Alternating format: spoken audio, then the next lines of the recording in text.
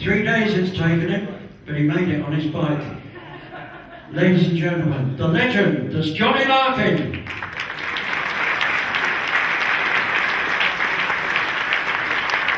Thank you, John. He's 94. Steve Warren said, may I meet him? You certainly can. The other legend that's come along this evening to be with us is Frank Jennings from Reading. Ladies and gentlemen, Frank Jennings. And one special thanks or acknowledgement to one of our very early Hall of Famers, and that is Campbell Baxter. After 58 years in the business, in January he finishes. Wish him well.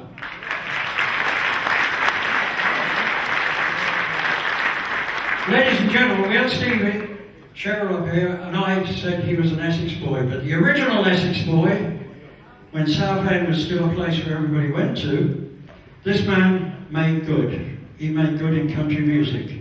Vic Woodhouse, please join me on stage.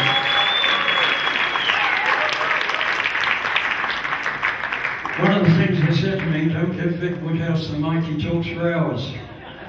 Vic started in country music in the early 70s. He gained national recognition. He comes up like a 2-year-old. He gained national recognition for a multi-award winning band that one or two of the older people in here may remember, the fabulous Hickory Lake. Thank you. Good band. That stayed on the road for about the next 20 years, which was a major part. Aware of the difficulty of bands getting work, Vic Woodhouse Promotions was formed, along with an agency, which is still going strong. Showcase of country music. He made the first first British country music festival at a place called Harlow. And you've all been to Harlow and Hurley. He was the one who started it back in '79. Ran it for the next 15 years. And I used to say over the days it was on, there was about 16,000 people went there. Seeing a gap in the market, he went to Pontins and started the holidays for country music at Hensby. The first week-long event pulled in 4,000 fans. Pontins said, Vic, you're onto a winner. They paid him. He was very good at that. And he then went on to, in the 80s, to create at Seacroft, Greenslands, Prestatyn, all the other ponting places around the town. Local radios, as I said, first started. He was the man who was there in Essex, BBC Radio Essex. Ran a program called All Kinds of Country. You may have listened to it. He went there and he went back to the old traditional and kept you up to the new ones. He became best presenter, ran the show for 13 years. He's eased off over the years, and as the years advanced, he's no longer involved in Harlow. Little Willies, he was part of the Little Willies, and there's no reflection on him. And all the VWP, Vic Woodhouse Promotions, holidays and concerts. He still gets up at the Hickory Lake Country Music Club. People here talk about, they have an act on, then they have a raffle, and then they have a closing act. They say the raffle goes on for an hour and a half sometimes. Supporting great British acts, no longer wearing it, if you saw him in his days, a 199 black trilby with a big white band on, and it was Vic Woodhouse from Essex that played. He played all over the Midlands, he played everywhere.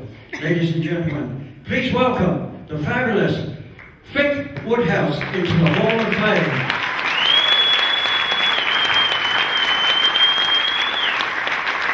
On behalf of us, a picture, a scroll, the award, thank you, and a microphone. You only have 30 seconds. Thanks a lot, good night. Thank you, Jim. A complete honour, and yes, after being involved in the country music for just a couple of years, I realised that what we needed really is more venues and more opportunities for the British acts. I've always championed British country music. Country music in this country is still, as it should be, all about the American products, but the Americans don't really need us, but we need them, and our acts have always needed a platform to perform on. And in my day, there weren't that many. There's village halls and places like this. If you were lucky, you got to play one of the American air bases, or a few of them.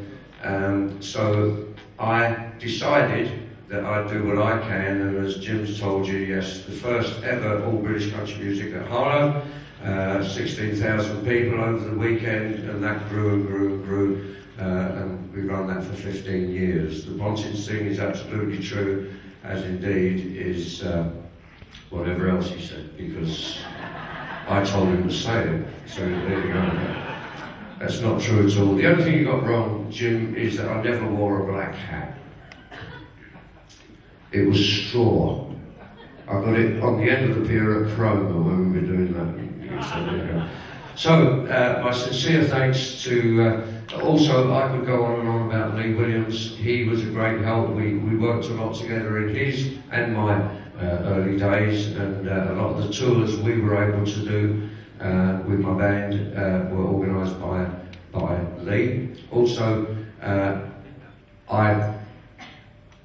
I'm thrilled to bits, and this is the highlight for me tonight, because as Jim's already mentioned, the inductees into this category last year were two of my best friends that I've known for years, and two of the most talented people, Johnny Larkin from up in the northeast and Frank Jennings, and they deserve to be in that category. Thank you very much indeed. So I'll get off now, and I'd like to ask Steve Davis, where are you?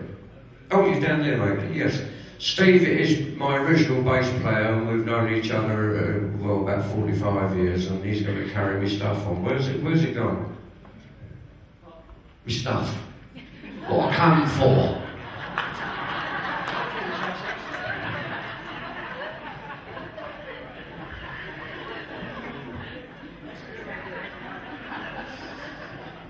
Yeah, look, now that I'm getting the flow, you know, I've been watching you, Jim, I think you go and sit down and I'll...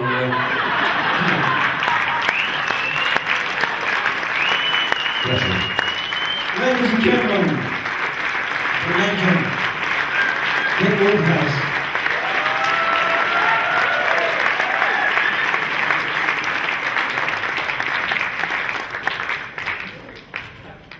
And for as long as he's able, he's welcome to come to the awards. The next one is a man that we're going to do. I would ask Frank Jennings to join me on stage, if you would please, because he's going to receive the award. When we did the awards, this man was okay to come, but on last Friday he had to go into hospital to have some treatment to his eyes. We wish him well. Stu Stevens. Probably one of the great British baritones. Stu started in a talent show way back in 1965. His brother entered into him. He won. That got him a job all around the clubs where he was playing as a singer. He learned the guitar and the piano, and he turned all the way around Nottingham.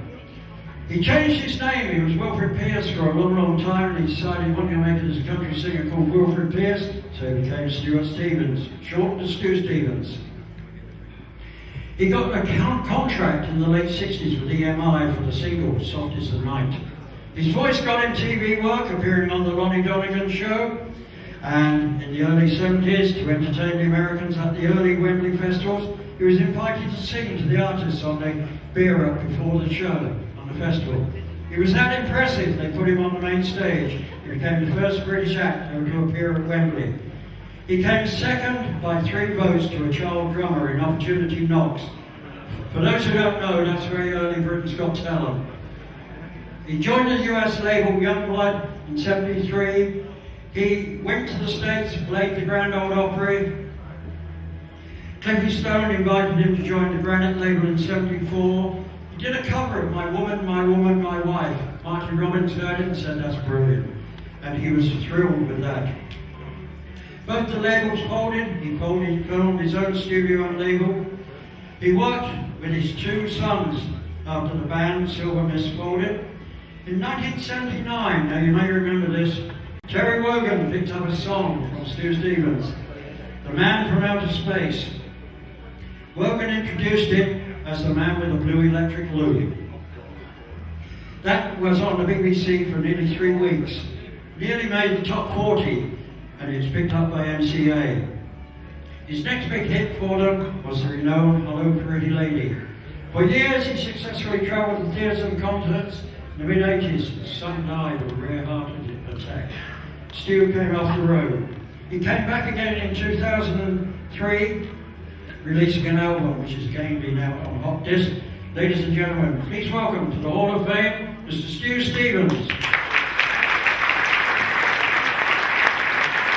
Accepting the award on Stu's behalf is Mr. Frank Jennings, who used to work with Stu. Thank you very much. I'm very pleased to accept this award for Stu. I've worked with him many times back in the 60s and the 70s. He got that deep down gravel voice from working down the coal mines in Nottingham, where he came from. Fantastic performer, and I'm thrilled, Skinny, to take this award for him. And I hope he gets to feel better soon. God bless you, Steve. Thank you very much, ladies and gentlemen. On behalf of Stu Stevens, Frank Jennings.